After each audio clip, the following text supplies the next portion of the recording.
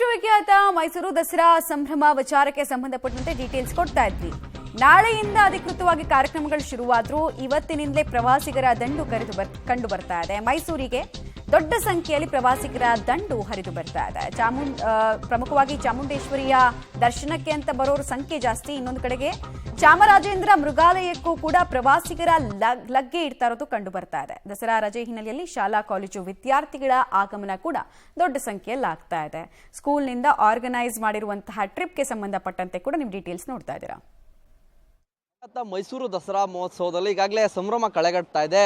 ನಾಳೆ ದಸರಾ ಹಬ್ಬಕ್ಕೆ ಅಧಿಕೃತವಾದಂಥ ಒಂದು ಚಾಲನೆ ಸಿಗಲಿದೆ. ಈಗಾಗಲೇ ಮೈಸೂರಿಗೆ ಪ್ರವಾಸಿಗರ ದಂಡು ಕೂಡ ಹರಿದು ಬರ್ತಾ ಇರುವಂಥದ್ದು.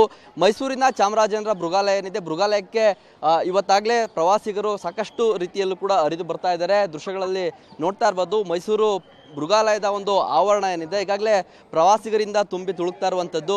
ಹೆಚ್ಚೆಚ್ಚು ಸಂಖ್ಯೆಯಲ್ಲಿ ಪ್ರವಾಸಿಗರು ಮೈಸೂರಿಗೆ ಆಗಮಿಸ್ತಾ ಇದ್ದಾರೆ.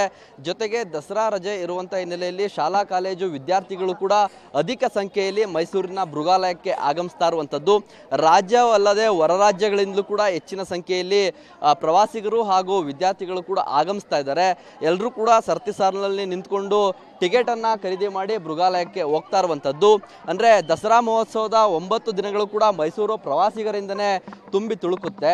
ಜೊತೆಗೆ ಸಾಕಷ್ಟು ರೀತಿಯ ಪ್ರವಾಸಿ ತಾಣಗಳು ಮೈಸೂರಿನಲ್ಲಿರುವಂಥ ಹಿನ್ನೆಲೆಯಲ್ಲಿ ಅಂದರೆ ಮೈಸೂರು ಅರಮನೆ ಆಗಿರ್ಬೋದು, ಚಾಮುಂಡಿ ಬೆಟ್ಟ ಸೇರಿದಂತೆ ಇನ್ನಿತರ ಪ್ರವಾಸಿ ತಾಣಗಳು ಕೂಡ ಪ್ರವಾಸಿಗರಿಂದ ತುಂಬಿ ತುಳುಕ್ತವೆ. ದಸರಾ ಸಂದರ್ಭದಲ್ಲಂತೂ ಹೆಚ್ಚೆಚ್ಚು ಪ್ರವಾಸಿಗರು ಮೈಸೂರಿಗೆ ಆಗಮಿಸ್ತಾರೆ. ಹಾಗಾಗಿ ಪ್ರವಾಸೋದ್ಯಮ ಇಲಾಖೆ ಕೂಡ ಎಲ್ಲ ರೀತಿಯ ಸಿದ್ಧತೆಗಳನ್ನು ಮಾಡಿಕೊಂಡಿದೆ.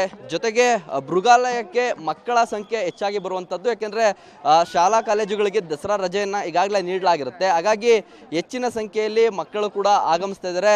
ಪೋಷಕರು ಕೂಡ ಈ ಒಂದು ದಸರಾ ಮಹೋತ್ಸವವನ್ನು ಮಕ್ಕಳ ಜೊತೆ ಬಂದು ಕಣ್ತುಂಬಿಕೊಳ್ಳುವಂಥ ಒಂದು ಪರಿಸ್ಥಿತಿಯಲ್ಲಿ ಇರುವಂಥ ಹಿನ್ನೆಲೆಯಲ್ಲಿ ಹೆಚ್ಚಿನ ಸಂಖ್ಯೆಯಲ್ಲಿ ವಿದ್ಯಾರ್ಥಿಗಳು ಹಾಗೂ ಮಕ್ಕಳು ಮೈಸೂರಿಗೆ ಹರಿದು ಬರ್ತಾ ಇರುವಂಥದ್ದು. ನಾಳೆ ದಸರಾ ಮಹೋತ್ಸವ ಉದ್ಘಾಟನೆ ಇದೆ. ಹಾಗಾಗಿ ಈಗಾಗಲೇ ರಜೆ ಇರುವಂಥ ಹಿನ್ನೆಲೆಯಲ್ಲಿ ಮೈಸೂರಿಗೆ ಪ್ರವಾಸಿಗರ ಸಂಖ್ಯೆ ಹೆಚ್ಚಾಗ್ತಾ ಇರುವಂಥದ್ದು. ಕ್ಯಾಮ್ರಾ ಪರ್ಸನ್ ವಿನೋದ್ ಜೊತೆ ವಿನಯ್ ಬಸಪ್ಪ, ಪಬ್ಲಿಕ್ ಟಿವಿ, ಮೈಸೂರು.